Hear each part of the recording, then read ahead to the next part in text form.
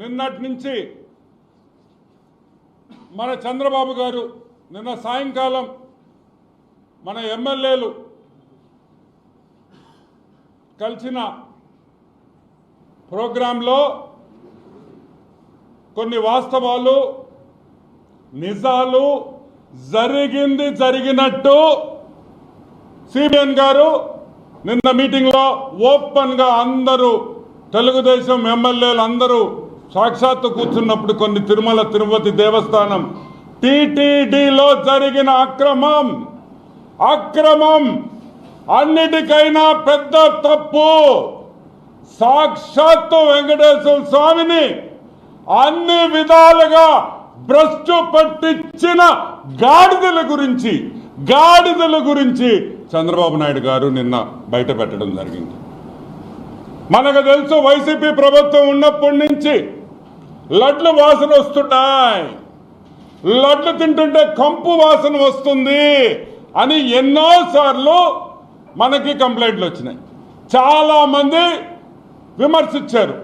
లడ్డు నాణ్యత లేదు, లడ్డు సరిగ్గా లేదు, లడ్డు వాసన వస్తుంది, చర్యలు తీసుకోమని భక్తులు వేలాది మంది సంఖ్యలో ఈవో గారికి అయితేమి ముఖ్యమంత్రికి అయితేమి ఎన్నో సందర్భాల్లో మనకి చెప్పడం జరిగింది.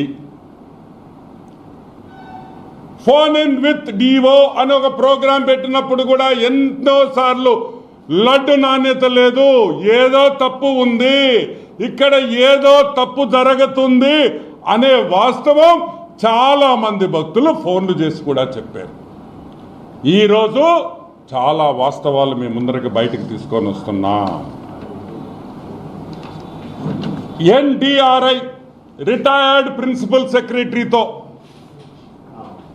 D Surendranath, dairy expert Vijayabhaskar Reddy, Telangana veterinary యూనివర్సిటీలో senior most professor D Swarnalatha గారు, వీళ్ళందరితో తెలుగుదేశం కూటమి ప్రభుత్వం రాగానే ఒక కమిటీ వేశాం. దేనికి వేశాం ఈ కమిటీ? అసలు ఎందుకు లడ్లు బాగలేదు, అసలు ఎందుకు ప్రసాదాలు బాగలేదు, అసలు ఎందుకు అక్కడ పెట్టే భోజనాలు ఎందుకు సరిగ్గా లేవు, ఎక్కడ లోపం ఉంది అని ఈ ముగ్గురితో ఒక కమిటీ వేశాం. సీనియర్ మోస్ట్ ప్రొఫెసర్స్, ఇండస్ట్రీలో చాలా నాలెడ్జ్ ఉన్నవాళ్ళు, చాలా తెలివి ఉన్నవాళ్ళు, సబ్జెక్ట్ ఉన్న వాళ్ళతో వేశాం. వేసిన తర్వాత చాలా వాస్తవాలు బయటకు వచ్చినాయి. చాలా వాస్తవాలు బయటకు వచ్చినాయి. వైసీపీ గవర్నమెంట్లో నెయ్యి సరఫరా చేసే వాళ్ళని మార్చేశారు.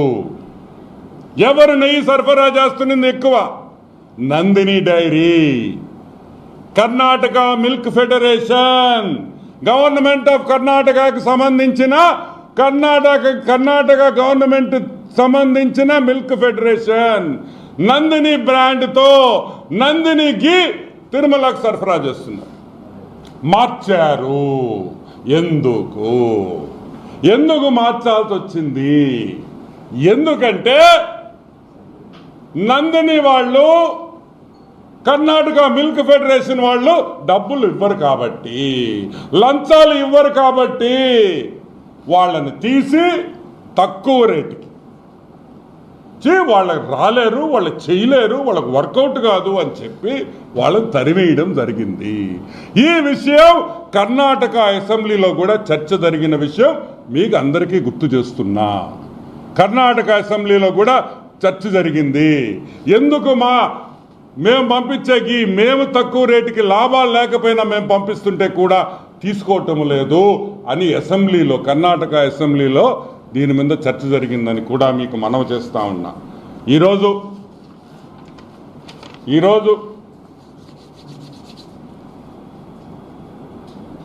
ఒక విషయం చెప్తా.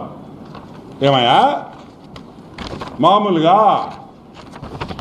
ఆవు నెయ్యి, మంచి ఆవు నెయ్యి ఎంత అనుకుంటున్నారు రేటా? మంచి ఆవు నెయ్యి, నాణ్యత గల ఆవు నెయ్యి రేట్ ఎంతో తెలుసా మీకు? 1000 రూపాయలు తక్కువ.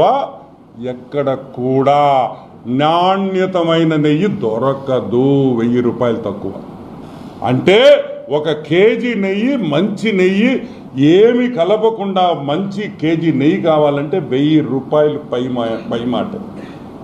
కావాలంటే మీ ఇళ్లలో మీ అక్క చెల్లెళ్ళని, మీ భార్యల్ని, మీ శ్రీమతుల్ని, మీ అమ్మల్ని, అవ్వల్ని అడగండి, ఆవు నెయ్యి ఎంత అవుతుంది? మంచి ఆవు నెయ్యి ఏమయ్యా టెండర్ పిలిచి 320 రూపాయలకి ఇచ్చేస్తారా? ఎంత?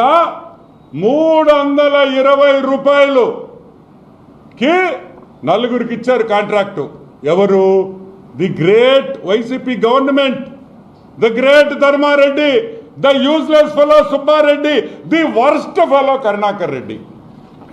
ఈ నలుగురు కలిసి 320 రూపాయలకి ఇచ్చారు. నేను అడుగుతున్నా, 320 రూపాయలకి నాణ్యమైన ఆవు నెయ్యి ఇచ్చే మగోడు ఈ ప్రపంచంలో ఎక్కడైనా ఉండాడా అని నేను అడుగుతున్నా.